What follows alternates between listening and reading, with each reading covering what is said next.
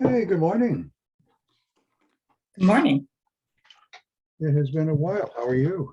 It has been. Good, thank you. How are you? Very well, thanks. Good, good. Just trying to adjust my computer. Give me a minute. It's fine, off and running.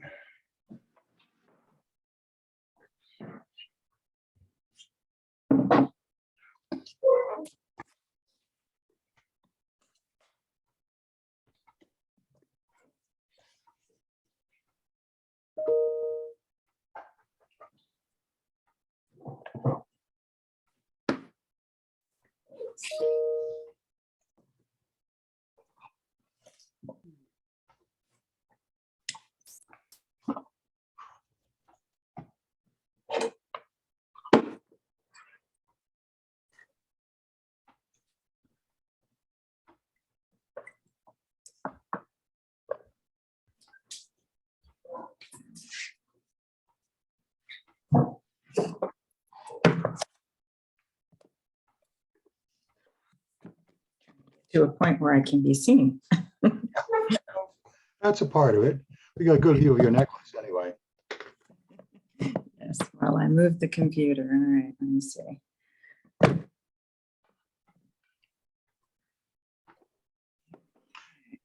right. How has retirement been? Well, it's been interesting. I don't feel completely retired because I have been working on a political campaign. They say what happens when you retire is things come to you, right? Yes. And I see, the void gets filled in all aspects of life. And so while I tried to escape and now in Florida, trying to enjoy nice weather, I still have work to do.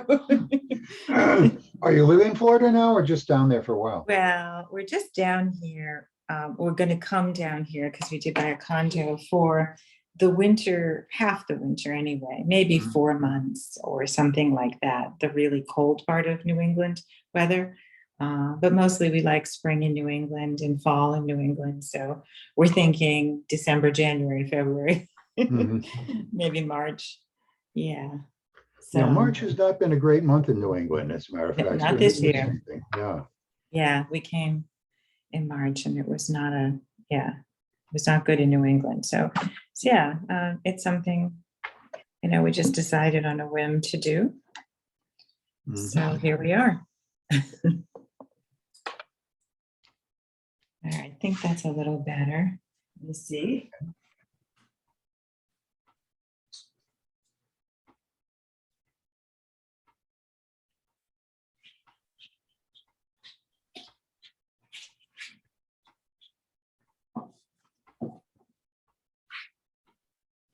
I'm glad to see you still engaged, John. It's been a long haul for you. It's been a long haul for all. It is a long haul. I think that's part of the takeaway from today.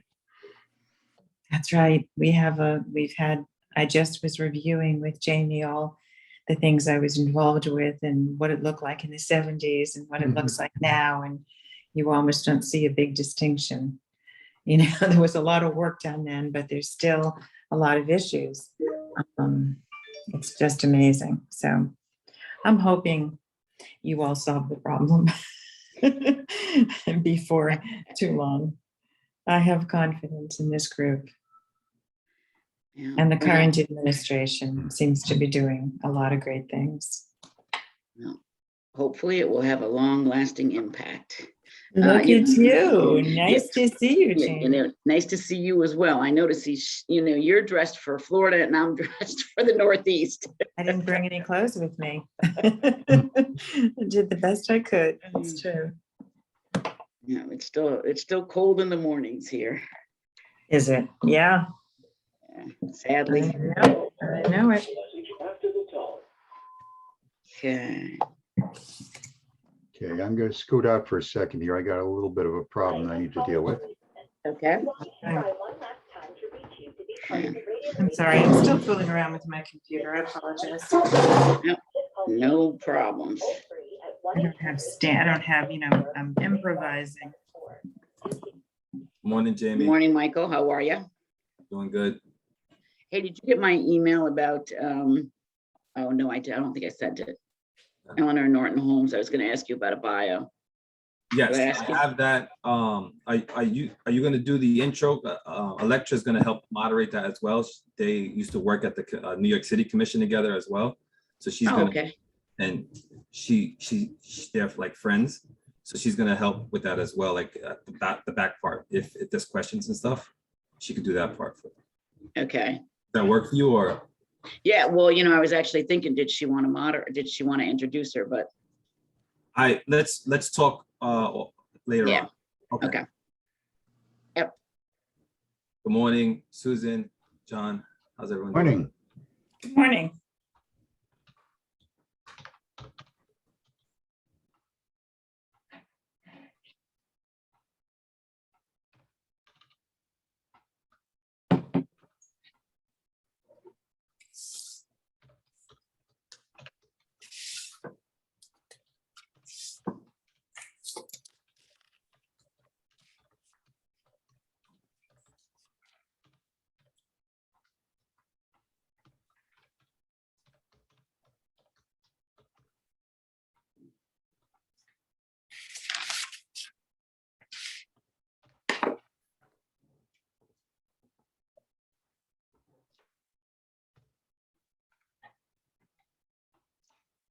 Technical glitch on another side here.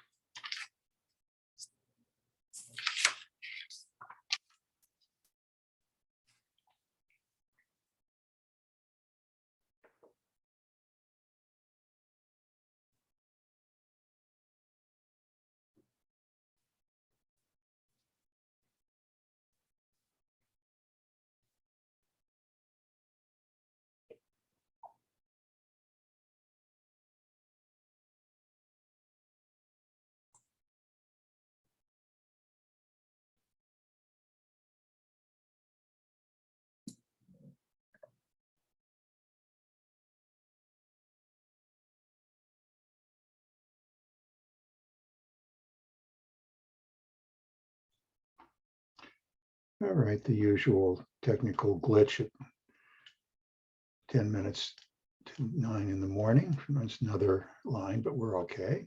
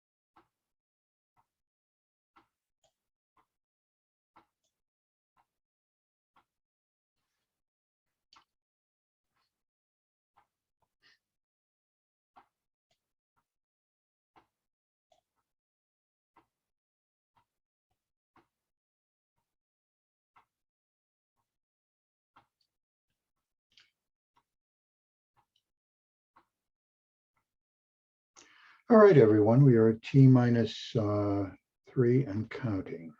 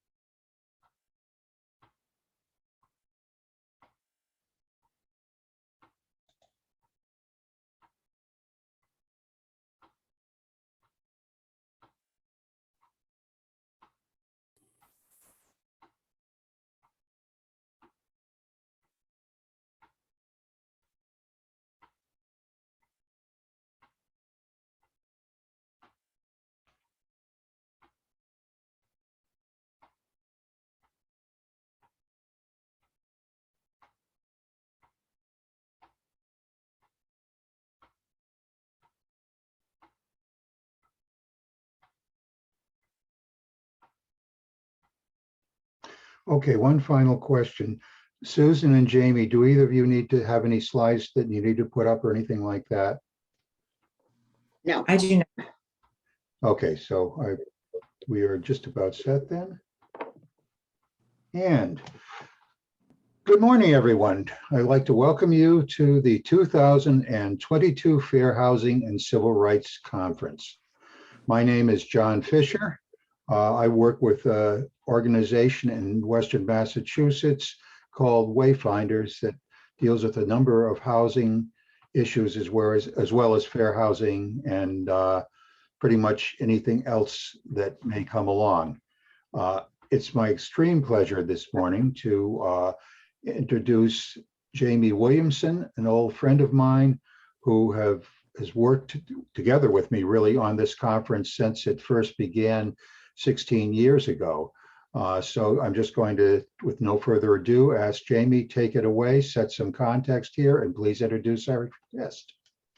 well, thank you, John. I appreciate that, and welcome and good morning, everyone. It's so great to be back here again at this year's 16th annual conference. I realized that last year we had an incredibly successful conference. I believe we had over 1,000 participants that were coming from places like South Africa, the Caribbean. How wonderful that is that because we're now virtual, we have the ability to reach so many people. And that was so appreciated. And I thank you all for spreading the word and getting us out way beyond the borders of the United States. I think that is telling about the kind of conference that we put together every year. And as one of the co-founders, as John said, I couldn't be happier that it is continuing to grow. However, I also want to say that I look forward to us getting back together again next year, hopefully, where we can bring together our collective laughter and the joy of seeing old friends and colleagues and making new friends, learning about the most recent advances and best practices in the work that we do around civil rights. I want to just take a moment and give you a little bit of background about this conference. It was started, as John said, roughly 16 years ago. The intent of the very first conference, we actually called it a predatory lending seminar. And it was in response to the predatory lending crisis that was happening at the time. And the goal then was to simply bring together a group of people who could explain what was happening in predatory lending, and then to give us some ideas on how to respond to the crisis that was unfolding in many of our communities. During that period of time, it was both in the Worcester area and the Springfield area of Massachusetts that we were seeing untold amounts of foreclosures and impacting communities of color, low-income communities, and ultimately, as we came to find out, that it would topple the entire economic structure of the United States of America. Major impact. Our goal was then, like I said, was to simply be able to create some kind of unified collective response to the problem.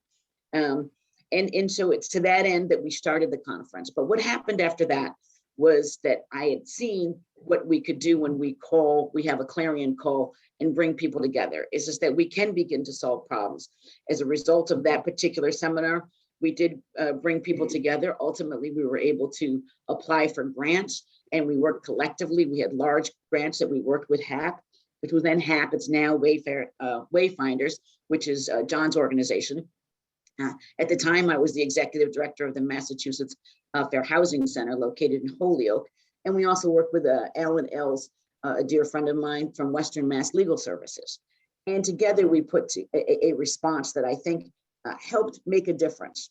And that's the goal of this conference, is to help make a difference in our communities, addressing the concerns that we have in terms of civil rights, in terms of housing, employment opportunities, education, healthcare. And we do this because we understand that housing is the social determinant of the quality of life of the American people. And again, like I said, it impacts healthcare, housing, employment, education. We know life expectancy is directly related to your zip code. If you know your zip code, you know how long you're going to live. There's something to be said about that, something that I think is very concerning and obviously frightening if you're in the wrong zip code, right? The goal we want to do is live a healthy, happy life. And we see that we can't do that if our zip code prevents us from doing so. So we want to make sure that people have opportunities in housing and all of the other areas of their life that would make sure that they were able to live a quality, happy life as we are expected to have as American citizens. One of the things that happened with this conference is that it was a great idea. Unfortunately, it needed funding. And at that time, there was not a lot of funding to have conferences. And so I turned to my dear friend, Susan Forward at HUD, and I asked her about the possibility of being funded to do this program. And I remember when she said to me, she was, Jamie, that's a really big endeavor, and I just don't know. She said, my husband puts on these conferences, and to do the kind of conference that you're looking for, it's almost impossible. It will take an army. And I was then reminded that Margaret Mead said that, never forget, and I'm not going to get this right, but what if a few small committed people can do to make change? And something like that, to paraphrase. But ultimately, we did put the conference together, and we decided that we would try to bring all of the people from those various areas to have conversations with us to understand the impact that one policy would have on another. For example, housing impacts, segregated housing determines the education systems in our country. So segregated housing turns into segregated school systems. So together, if those two entities got together and started thinking about more of a collective response, as opposed to an individual response, what might happen? Then bring in the healthcare people, then bring in the environmental people. And the idea was really to have everyone at the table to begin to solve some of these problems that exist that we were responding to. While we haven't gotten all the answers yet, we have made some inroads, and ultimately we built friendships, we built relationships, and also collaborations that seek to respond to a lot of those issues. So what I'd like to do is introduce Susan Forward. She is, in fact, the water that allowed this garden to grow to be what it is today, and I can't thank her enough for doing that.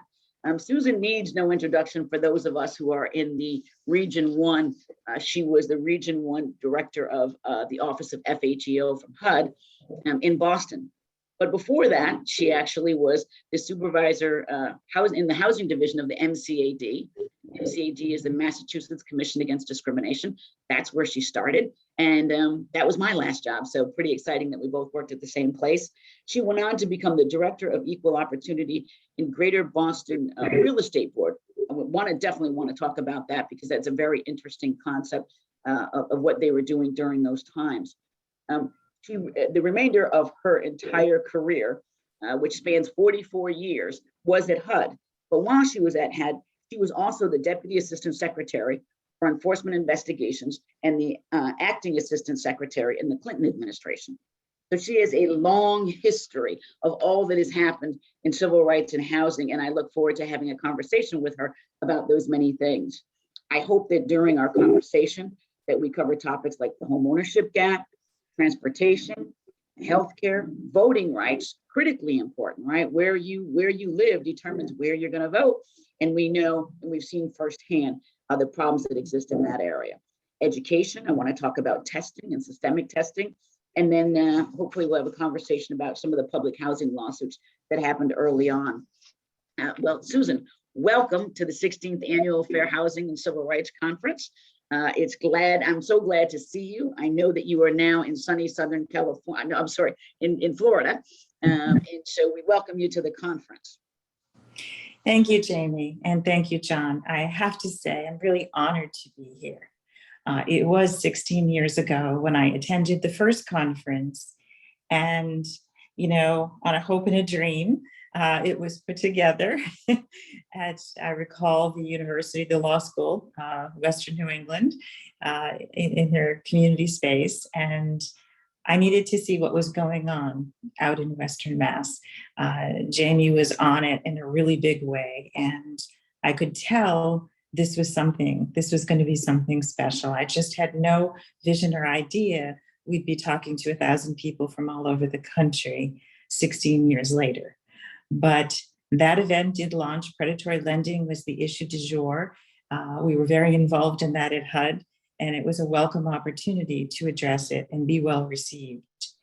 I believe that the power we have is in the movement of the people and the organizations on this call.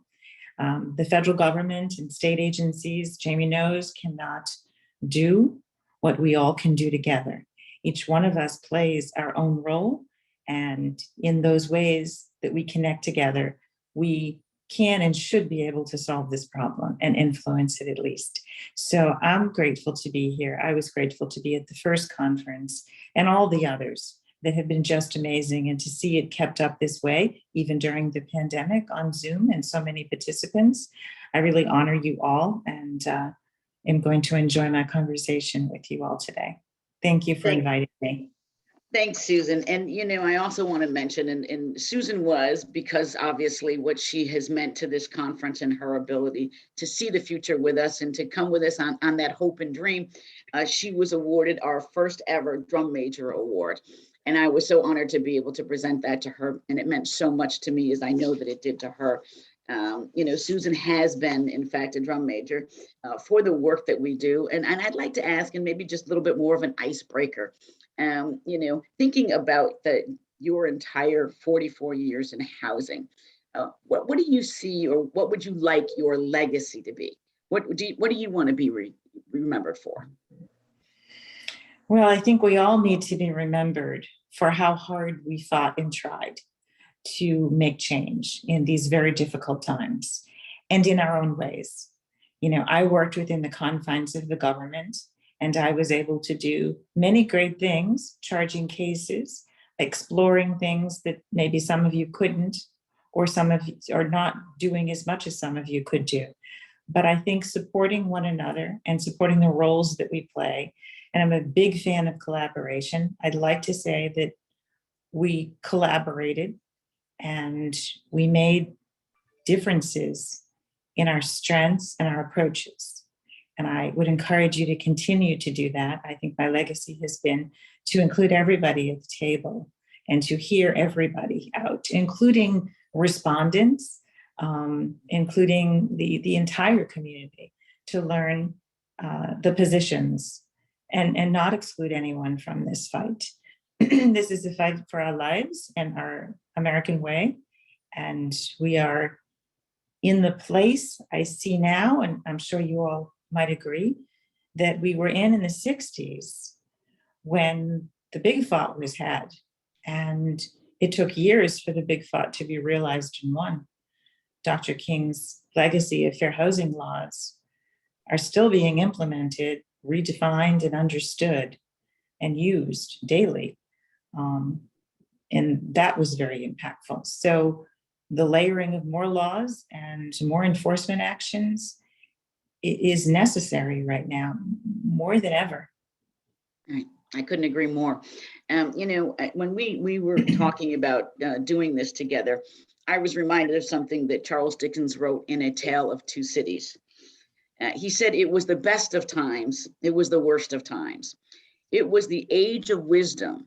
It was the age of foolishness. It was the epic of belief. It was the epic of incredulity. It was the season of darkness. It was the spring of hope. It was the winter of despair. And I couldn't help think that that almost embraced your entire career, right? Totally. That you've seen so much. So what I'd like to do is kind of start at the very beginning and then let you walk us through some of the things that you've experienced, some of the light, some of the darkness, some of the hopeful times, some of the absolutely foolish things that made us, also, what was incredulous? What were the things that you saw that you said, oh my God, what were we thinking?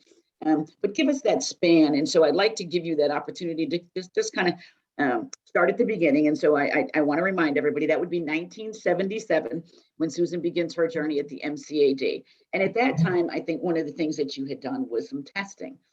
So could we start there and talk about that testing? Because I love that. Yeah, that was my favorite job. I tell every testing coordinator I meet at a conference, you have my favorite job. And that was when I was acting assistant secretary. I'd go back to the testing world in a minute if I could. And maybe that will present itself someday. I haven't really. We can only hope. But I started as an investigator in 1977, a couple of years out of college after taking a whirl at being a social worker, and that was depressing. I was working with the elderly population. I wanted to make change. I wanted to impact people's lives, and I found my way to MCAD, which was the perfect place for me to launch my career. And when I walked in the door and saw the cases and the problems of Dr. King's legacy from the 60s, which when you're 23, the 60s was a long time ago. I was, a teenager or less, and didn't really imagine at this age of coming out of college that would be something still we needed to do. And I thought, as I told Jamie, I would get that done quick and in a hurry. And by the time I was 30, I'd work myself out of a job, and then I'd move on to some other endeavor. I never imagined 44 years in front of me. I thought this was resolved. Is not, the arrogance of youth. I thought this problem had been resolved. I came to learn at MCAD through the cases, and I worked on a lot of employment cases, that, women couldn't work if they were pregnant, even a few months pregnant. There was so much race disparity in the treatment of racial minorities in employment situations, and then got very nuanced into topics I hadn't imagined, like how they wear their hair and whether they're bearded. And in the restaurant world, that wasn't permissible. And this was not just denial of positions. This was treatment in terms and conditions of how people existed in the work world or allowed to perform in the work world. And of course, lack of promotions and for women, and where the women's issue was big in the 70s. The pregnancy discrimination issue came into the forefront in the 70s. And I started to realize that there were so many offshoots from the Dr. King movement. We hadn't really solved it with civil rights laws.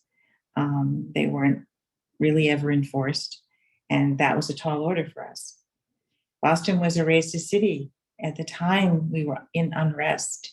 I won't call my hometown racist because I'm not sure I know or believe that concept, but I do think there was profound racism in communities where people of color might go and not be wanted. And that just showed with some violence. We had a lot of violence in the 70s. We had a lot of name calling, and we were just entering the political time of forced busing in Boston. And forced busing in Boston, turned our city upside down, gave it one of the worst reputations in the country. And I doubled down on my goal to make this better. This is my home, and I didn't see it this way. I was talking to Jamie the other day about my early experience in Boston as a school child.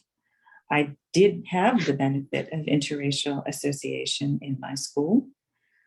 Before forced busing, there was an initiative by the mothers in communities of color to bring their children to schools in areas with low enrollment that were white. And my community, Brighton, was one such place, the place actually, for the integration initiative driven by the strong women in communities that wanted their children better educated. And so my school, when I became a middle school student, was largely with 35% African American, something I hadn't experienced in the elementary school. None of us had. But I will tell you that period of time from 7 to 12, we lived together in a very communal way. My friends became people of color, and I wouldn't have had that chance without the mothers bringing their children to our community. I would have had the opportunity of force busing maybe later, as some did, which wasn't pleasant. We had a pleasant experience. And I'm thinking that and the Black Power movement at the time when I was in high school, I'm thinking that that was all processing in my brain as to the issues others were having that I needed to become involved with. And MCAD was the great place to land. So fast forward to the 80s, when the way to look at the problem became a program that HUD launched called FAP Type 2 funding. So we were funded by HUD, the state agencies. FIP did not exist. There were no funds for nonprofits. There weren't too many civil rights organizations anyway in New England. And although your center in Western Mass was one that was always very strong. And we took the FAP2 funding. It was given to state agencies, and I was appointed the testing coordinator, the job of my dreams. We got to look at communities in and around Boston, places I knew well, and identify targets, find testers from colleges, and do what you all do every day still. A state agency had not done that. There were many who thought a state agency couldn't and shouldn't do that. But we did do it, and we did it with great success. We set the standard, really, for FAP Type 2 funding by a state agency. Soon that funding was lost to FIP. FAP agencies were a short-term solution. FIP legislation followed it shortly thereafter, and FIP funding was born in the late 80s, I think 87 or 88. Before that, however, in 83 and 4 and 5 and 6, we had the opportunity to test many communities bordering Boston and for housing availability for minorities largely. And it was just hands down blatant. I tell my staff how it looked in the 80s, in the early 80s, how discrimination really was with a smile, but a flat out denial. I did my own testing to see what it looked like. And I had a real estate broker in Charlestown say to me, well, look around. I mean, this is a nice, safe white neighborhood. Just have a look. Why wouldn't you want to live here? It would be perfect for you. And, of course, you don't respond to anything like that. And testers we sent after me who were of color did not receive that welcome. And it was as blatant as that in the communities we went to in and around Boston. And we tested many. And we tested one particular community that had a high level of real estate board executives of the Boston Real Estate Board. Not necessarily deliberately did we pick it for that reason, but it ended up being a hotbed for the real estate community. And we found every single place we tested and it was for home sales, not rental, in every place. Steered people to the fringes of Mattapan and Hyde Park, where they bordered. No one was able to get into the city centers or other parts of the community that were exclusively white. And that started to show, and it started to show in a lot of places, Cambridge even, and Somerville.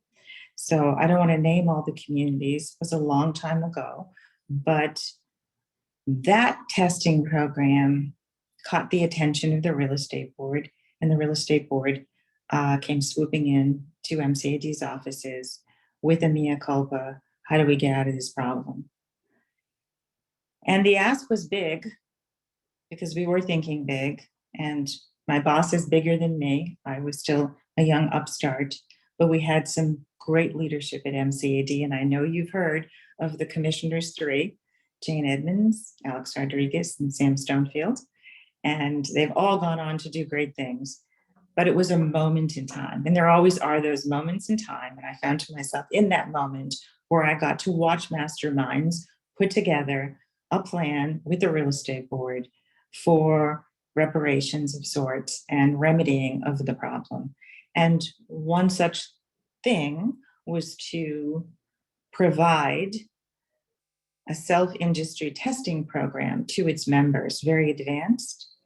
They would test their own members, they would educate their own members, and they would eradicate discrimination in their membership organization. And it was met with such fanfare, the Department of Justice flew into Boston to announce this initiative with the MCAD, with Boston Fair Housing Commission. Everybody was at the table, the AG's office, and I was hired to do that. And it was a great honor and privilege. And for 3 years, I tried to do just that. I tried to test the members. I tried to educate the members. I did, in fact, succeed in educating 5,000 real estate brokers. That's no easy task. In the 80s, there were even some fights that broke out in my trainings. Some people protecting me and asking for the audience members to be quiet because I should have a right to speak. And so it was contentious. And thereafter, the National Association of Realtors swooped in and said, you can't do this, you'll lose your charter.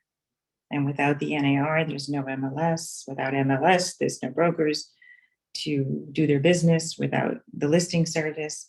So a lot of pressure. It was a lot of pressure. And unfortunately, they caved and the testing program was disbanded. And I took myself out of the equation and moved on to HUD. So I got lucky I was able to go back and enforce the law. Always keeping my connections with the real estate board, even when I went to Washington, always well received, and always continued to work with them to see them do better and do the right thing. And I am glad I have stayed in this long enough to see that my colleague and friend and someone who worked for me, Brian Green, is now the Fair Housing Director at the NAR and is doing great things to implement their agenda. That when I said, when I left, I said, this is not the end of it. We will see this someday. And someday comes not when you want it to, or when you just happen to be present in the room. Someday you have to wait for the someday when it comes. And I've hung in here long enough to wait for that day.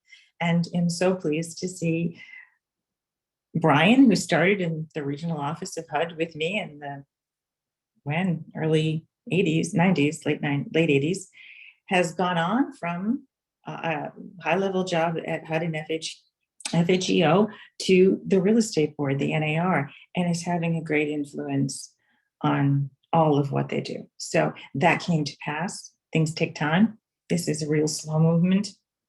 And I'm not a patient person, and I know Jamie isn't, but I have learned the gift of patience over these years, and I know you will too. Stay strong together and be hopeful. That's my message. It's great. Aristotle said that hope is a waking dream. And I'd like to think that that is in fact the case, right? And that dream is really the MLK dream, right? That someday we will get there. It's sad that it has taken as long as it has. In thinking of how long it has taken, the intersectionality of many different things that have happened along the way in terms of fair housing, for example, women with credit issues, right? And women in credit and housing. Can you talk a little bit about that? I know that, that brings us from a little bit of the past and then moves us into to the future. Well, actually, It does. to the past. In the past, in the 70s, I had to have the assistance of MCAD to get a credit card because you couldn't have a credit card if you were a woman and didn't have a husband, so and those were all wake-up calls. And we later moved into the area of women in pregnancy situations losing jobs. Of course, that happened in the 70s. If you were too much pregnant, you had to leave, and too much pregnant was 4 months. You couldn't perform your duties. And you weren't going to get your job back. You just had to leave. So it moved from that to a new form of pregnancy discrimination. We saw, fast forward to the O's, the late O's, 07, 08, when cases were coming to HUD to our attention that women who were seeking to purchase homes, taking a maternity leave of absence, couldn't get a loan because that 8 to 12 week maternity leave of absence was considered unemployment. So a bank had underwriting standards that would suggest they couldn't couldn't loan to a woman seeking a mortgage who was out on maternity leave. And even though they had a return to their job planned, even though they were often, in the cases I've looked at, lawyers and doctors in the Gold Coast of Connecticut, they were denied. So it was happening to higher income people, but it was happening to women all over. So credit and discrimination in that arena against women has been prevalent and continues to hold women's agendas back quite a bit. Single moms in particular. Right.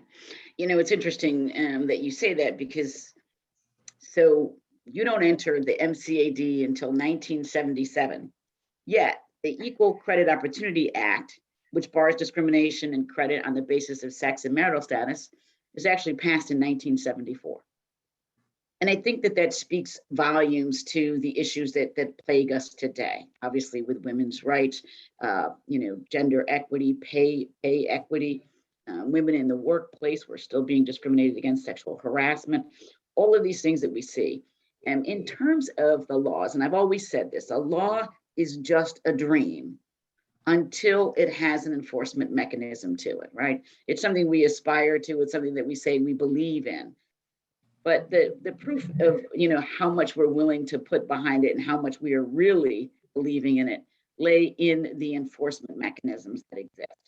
Do you think today that we have made any significant changes in that process of, we know that the public demands certain things, that the public, gets outraged, there's something that happens and they decide, okay, we're going to do something about it. Congress and it passes a bill.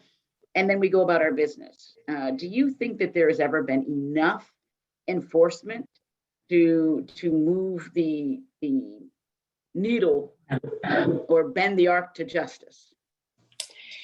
We, after having our first case around 07 of a woman on maternity leave who couldn't get a loan for a home, we had a barrage of cases in most regions, and we had a pretty easy time resolving those cases because the lending industry was getting wind of what they were doing and how it had been exposed and that we weren't going to tolerate it. But those, we thought, well, there'll be 1 or 2 or 3 of those cases, and then the 411 will go out to the lending industry and this will stop. This will not be in their procedures. And it didn't. It lasted a good long time afterward, even though we were enforcing, negotiating agreements, And we were publicly out there promoting those agreements and settlements and awards, and it still didn't stop. It didn't stop. I don't even know if it has stopped. You know, I've been out of the game for a little while, but it seemed to slow down. It did seem to slow down eventually, but we're talking '07 to, like, 2015, 16, before we did see that slow down, much to our surprise. Women have been targets of more than just not getting loans, but in sexual harassment. That was very prevalent in the '70s, very prevalent. Not to give women jobs that were unfitting for them, which was almost everything. And it involved any kind of lifting or anything physical. And even just the appearance of needing a job, like a security guard. Never women were chosen. So that discrimination occurred. And then it in sexual harassment was just prevalent in the workplace. Less so did we see cases of housing at that time, discrimination. They started to emerge. Sexual harassment in housing is a contemporary issue. We see that going on in low-resourced, low-income households, women of color in particular, and also women with children, the most vulnerable women who need a place to live and are in situations where members of the housing, environment, whether they're maintenance or managers or whomever, or even tenants, have preyed upon women, quid pro quo, this or that. Those cases are disturbing. And we had an initiative about 3 or 4 years ago to try to eradicate those cases, to try to raise them to the public eye and, do a full court press to see the ugliness of this. But still to this day, while we talk about sexual harassment that occurs in the workplace with women, and it's been right out there with a lot of high profile cases in the movie entertainment industry and elsewhere. But I've said to reporters who sought out information, why are we not looking at low income, low resourced women of color who are having to experience this? Not that I'm not sympathetic to everyone who experiences it. I've experienced it myself in the '70s. That was just part of life. It's how you handle things. You had to be able to know how to handle that. But there are women who have not the same opportunities for the resources or the support systems, and they may be forced into things they don't agree to do, don't want to do. And there's the difference. And I don't know what we're doing about that. I don't even think we know the magnitude of that problem. I think we guess it, but I think there's a lot of work there to be done. And I'd like to see some reporters who are unearthing all these stories of famous men who've been involved in this. I'd like to see some, and I've asked some, to look at low resource women in communities of color and see what you can do there. Right. Well, I think one of the issues that we have in that regard is if you are in fact feeling that that is the only way for you to get housing, right? And if you have children, and so when we even, let's just kind of back up a second and say that keeping with the times, it wasn't until 1988 that the Fair Housing Act included familial status as a protected category. So not that far away. I think everyone thinks that all these laws happened so long ago. But think about that. Families with children, women who are able to have children and be on their own, doesn't really become a protected space until 1988. And so when we think about that, we think about all of the impacts that it's had. And certainly now when we move forward to the pandemic, and I think this is a perfect segue to kind of talk about the elephant in the room, which is, the impact that the pandemic has had in terms of families, communities of color, healthcare outcomes, housing, issues of affordable housing, issues of employment. And so we see all of that happening up close and personal. We see it on the news, right? And so I think, on one end, when you're talking about women who there is a quid pro quo happening, are they likely to actually tell if they need the housing? And I think that's number one problem, the barrier to getting to that story is that if I turn that person in, I don't have housing. So it's not in my best interest to do that, right? There's a sadness in that. And there's something that I think that we as a community need to be looking at, because I no doubt that it is happening, especially given that we are now seeing that what HUD once said, that the standard ought to be around 28% of your income is applied to housing. We know people are paying much more than that, and certainly in communities of color. As we begin to see and look at what I think there was a news story in CBS, what was it? Their Sunday morning, their Sunday news reel. They were talking about corporate America buying, I guess Main Street neighborhoods, right? That they're literally buying houses, and their reason for that was saying that we need to do something. This is a way for us to get into the real estate market on the residential side. Very important to be thinking about what that means, because the last time corporate America got into the housing business and the mortgage business, we saw how that ended. So thinking about how it's happening today, and that they're buying up residential real estate and then they are renting it back to families. Corporate America will have control over the rent, who lives where. They have a lot of money. And I wonder, how do we think about that in terms of enforcement mechanisms? Do you think that they're going to be more likely to follow the fair housing laws, less likely to be following the fair housing laws? Or will it matter because we will all be priced out of the market anyway? And I don't want to be the doomsdayer, but I do want to say a clarion call. We have to recognize that there are some significant changes that are happening in housing. And one of the beautiful things about having a conference like this is it allows us to bring together the collective knowledge and resources and to start thinking about how we're going to address these problems. Can you give us some ideas on how we might consider or think about this, or put it in perspective, maybe what we can do in response to that? Well, I share your concern, Jamie. I share your concern about the neighborhood gentrification issue, that people of color are losing a neighborhood they identify with. People in the city of all ilks are being squeezed out. And now this big buy-up of homes means people will be forever renters and beholden to their landlords, who will raise their rents. And, that's a given. So there's not been a real good route to home ownership for low-income and minority communities. And there should have been. We tried to address that in the 90s. We worked with the industry, the home builders, and the lenders to try to create a way, as standards for opportunity. I don't know that anyone's taken that off the table. And I think we always should be looking at ways to increase homeownership opportunities for people of color. It's your one route to wealth in America, and a way to educate your children and live in safety. And as you say, it measures the outcome of your life and longevity and health.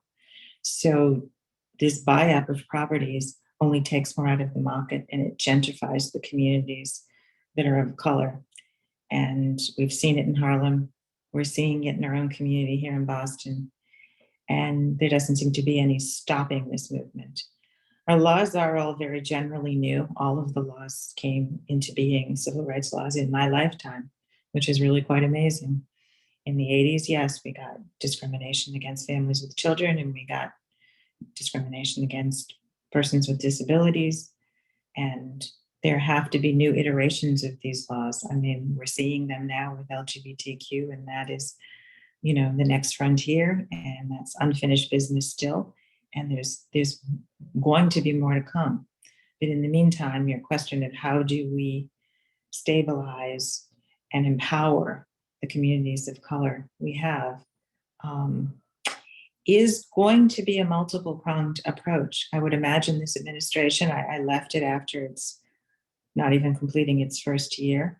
But I know they have some great talent at HUD that they have brought in to help address this issue. And I'm looking forward to seeing what these new pathways are going to be to give people opportunity to live in homes in safe, good neighborhoods that they own. It's the American dream. Not everyone has it, but it's curious that people of color and new immigrants to this country are the ones without it. So I don't know how long we can ignore that problem. Right. Yeah. Well, I think thinking about communities of color, gentrification, corporate America coming in, do you think that if the affirmatively furthering fair housing rule will have any impact? Is that a tool that we should be focusing on in trying to make a difference in that arena? Do you think it has the teeth or the capacity to actually stabilize and maybe turn or stem the tide? It could if they wanted to. We had a home ownership initiative in the 90s under Secretary Cisneros. The Clinton administration came in gangbusters with home ownership for minorities and engaged the home builders, the real estate community, and there were a lot of inroads. We signed something called VAMAs, which were voluntary marketing agreements, so that they would be outreaching. They were doing home buying sessions for people, first-time home buyers, people in communities of color. There was a lot of collaboration and thought, and a strong thought coming out of the Clinton White House that home ownership was the way to wealth for African-American communities and other communities of color and people who were disenfranchised. Did that ever really amount to anything? There was a lot of pushback saying not everyone should own a home, and the responsibilities of owning a home, and if your paycheck can't support all of the things that happen when you own a home, like when your furnace breaks down and you need a new roof, you're setting people up who are already under-resourced for a loss of their home. And then, of course, the usury rates that followed thereafter with the predatory loans and the fake interest being low and then rising up was just a calamity for communities of color and people who got stuck and were underwater upside down in their house. So that stain, I think, the big initiative for home ownership that didn't work out so well for communities of color, I guess, probably lives as a legacy. But they've learned a lot from that. So what the approach will be now to stabilize the housing and provide housing. I mean, this buyback from Wall Street of houses really should have the government involvement so that there can be opportunities for the government to turn those houses over to nonprofits or communities of color where we can ensure that who takes ownership of those houses are people who are disenfranchised, are able to buy their own home and can, sustain themselves in a home that's not over-resourced and a problem. There must be, smarter minds than mine in the housing arena that will be figuring this out. I was very hopeful when I left my job, seeing after 9 months of the Biden administration team that came in to work with Secretary Fudge. I was very hopeful of their tackling this problem. And this is a long view problem, not something they'll quicken in a hurried launch. But I think they're looking toward answers for this. Right. I will say this, and me, I am the eternal optimist, and we can't do this work, and you and I have had this conversation. You can't do this work if you're not an optimist. But then there is also, a reality check, right? You get to a point where it's that the more I do, the more I have to do, right? The more I do, the more I have to do, the more I have to do, the less I have to do it with. And so there is always that balance of trying to keep your heart in the right space, your mind in the game, and your foot to the pedal. And I think every now and then there is a space where it's absolutely necessary. And I want to be positive. I really want to make, start the conference off in a nice positive tone, but I can't stress enough the concern that I have when it comes to corporate America buying housing at the rate that they are buying it. And that the fair housing, and I think if there was one thing that I would say, what do we need to do now? I mean, you and I are both out of the game in terms of fair housing. I'm in employment now, so it's not. I don't have the I'm not in that space. But I would say if there is one major issue, I think that is the issue of the day: is what are we going to do to stem that tide? And the sooner we recognize it, the sooner we begin to fashion some response to it, the better off we're going to be.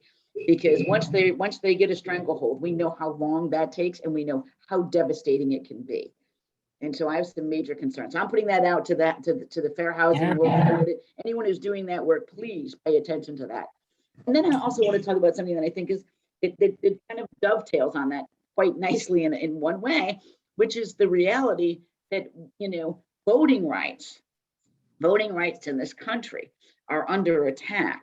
And it matters about housing. Why? How is housing implicated in voting rights? Because where you live is where you vote. So if we have segregated communities, we have voting, these voting polls in places in minority communities where there's one, right? And that's supposed to serve hundreds and thousands of people. And then you go into, these less segregated areas, and all of a sudden, you can walk in and walk out. I remember as a kid at the beginning, we used to have lines. I remember going with my parents to stand in line to vote. I thought it was one of the greatest things in the world. I was so excited. I remember being, young, and it was like a community activity in my town, right? You would stand in line, we'd go to the fire station, and you'd see all your neighbors, and you're catching up with them, and you're talking, and then you go in to vote, and you're having a good time. And I don't know, I was too young to understand whether they were, what they were thinking at that time, but I knew I loved that notion of voting. I'm a strong proponent of the federal government, simply because it does the things that corporate America and our economy and our systems can't do, or won't do, or have no reason to do that, right? Who's going to build the dams? It's got to be the government, right? Who's going to build the roads? So the government has a crucial role in making change. And I think it's incumbent upon us to remember that and to work with government.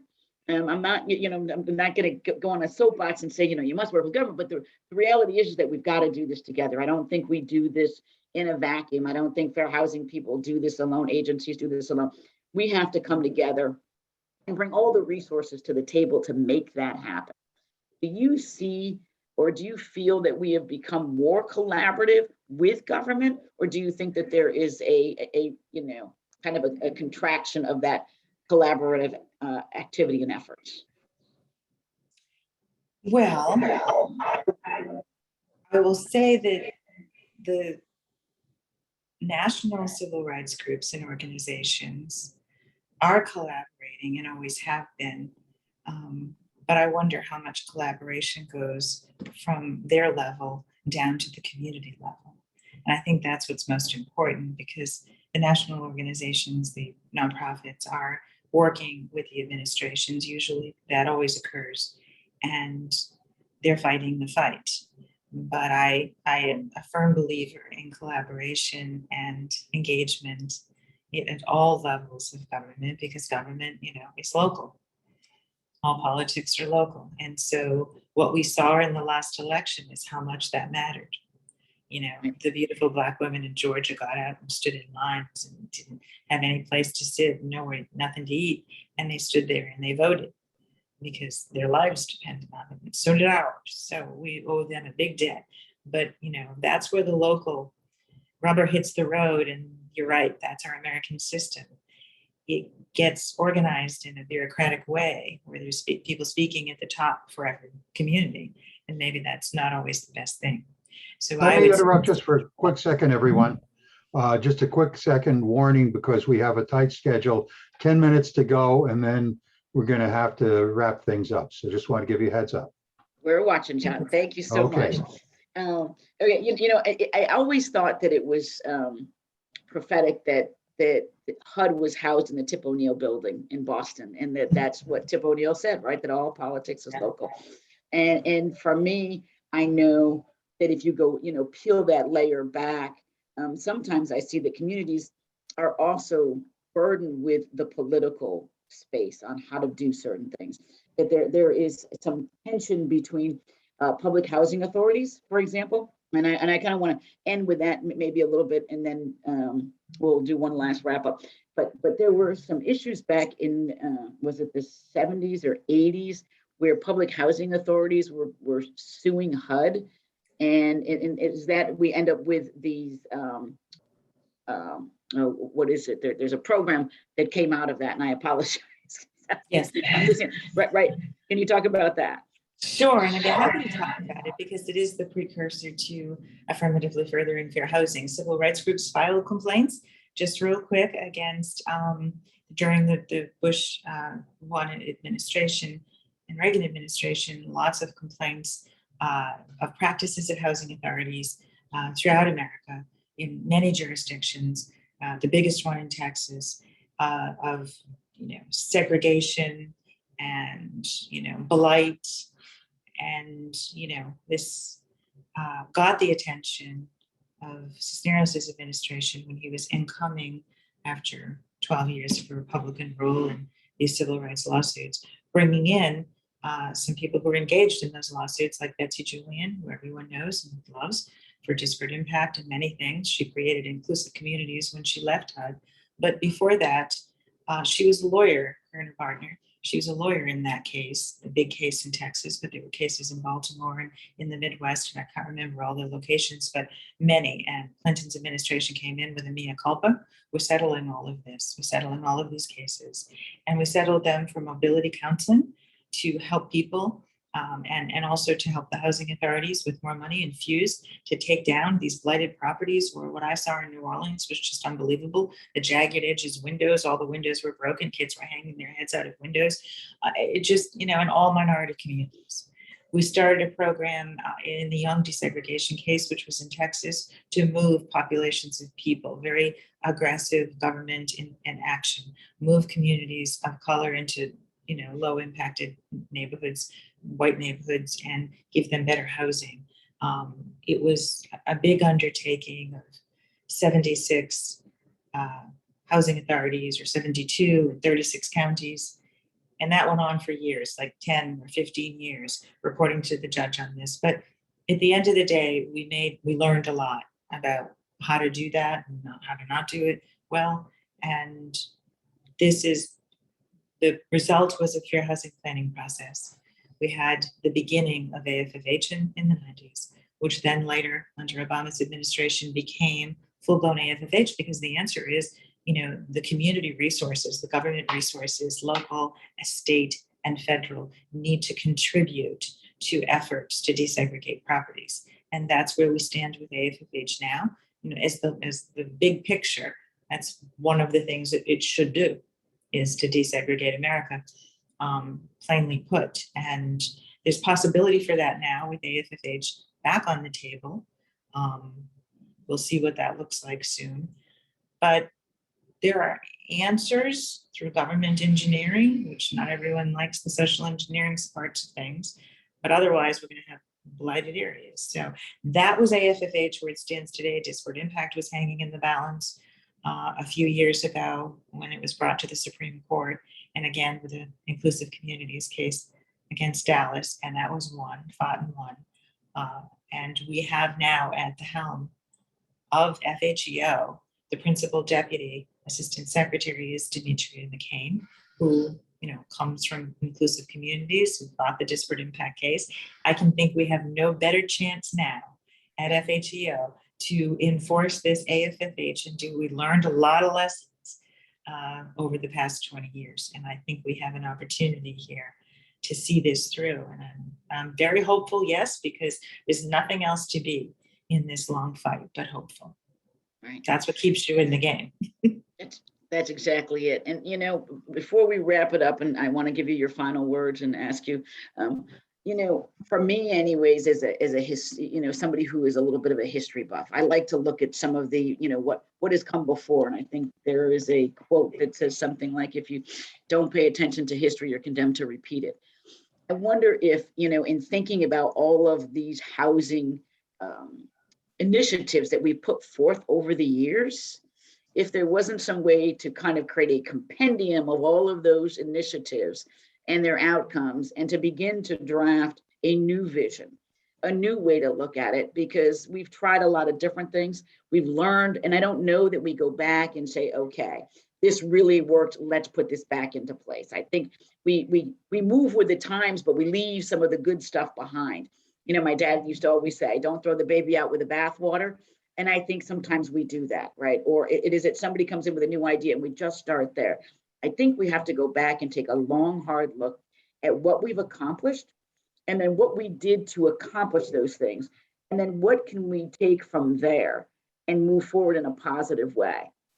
I'd like to end with, obviously, encouraging everyone to get involved in this fight, to understand where they can have impact and input. There are far too many issues that exist that we need to resolve. You know, the relationship between transportation and housing. Just think about this one thing, and I had never thought about this, that if you are using public transportation, and I use this in my own town of Pittsfield, Massachusetts, that the bus stops running at a certain time. That means there are jobs that are not available to you because you have no way to get to work, right? Where the bus goes and where it doesn't go has an impact on your ability to work, right? Or to get to work. So the little things that we don't think about in terms of housing and the impact, like I said, it is about everything. There is nothing that is untouched by housing. And I think, for me, that is where you were born, where you start. Sadly, it does have an impact on where you may end up.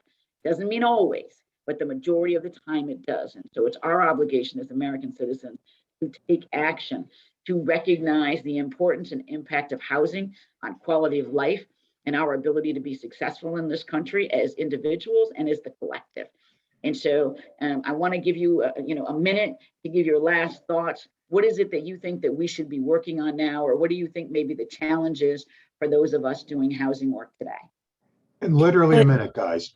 Okay, and you're exactly right, Jamie. It's all connected, and we know that. And it's not all organized in a connected way. Transportation's its own department. We started an interagency task force back in the 90s, another Clinton initiative, and HUD had the lead. They should relaunch that, and maybe they already have. And you in your own communities have already established a network, have already people on the ground. You should reinstitute and double down on what the work is that you're doing to come out with a clear perspective, because all politics is local and what the government does won't filter down to you for many, many years. So take the bull by the horns in your own communities. You have all of the makeup of what can be done here. This is an amazing group in small New England. Capitalize on it. I don't have all the answers, but I see that we can make progress through all the various programs that we've underutilized. We need resources. We need resources to this problem. FHEO to this day is not well resourced. We're better resourced, but we're not enough resourced. And how can you be enough resourced when this problem continues to grow? And it needs to be addressed. Without the resources, put your money where your mouth is, as my mother used to say. And that's what we need to do. Let's see what you all can do to advocate to the government what the needs are in the communities. It really is a tall order, but it's your job, and I have every confidence in you that you can do it. I'm rooting for you. Let me know how I can help. It's been an honor to be here and to see you all again. I miss you. I miss the work, and I'm just so grateful. Thank you. Thank you so much, Susan, and I really appreciate that, John. I'm going to wrap it up. Thank you so much for being here with us and at conference. We're moving on. I want to thank everyone who took their time to be here, and Susan, thank you. We look forward to seeing you again as a mentor to the work that we do. Thanks, John. And thank you very much, Jamie, and thank you very much, Susan. And again, everyone, welcome to the 2022 Fair Housing and Civil Rights Conference. Take a deep breath, grab some coffee. Workshops start at 10:15. And again, we have a speaker. Our keynote speaker is Demetria McCain from HUD. That will be at 12 o'clock. So see you soon. Bye, everyone. Enjoy the conference, and thank you all for attending.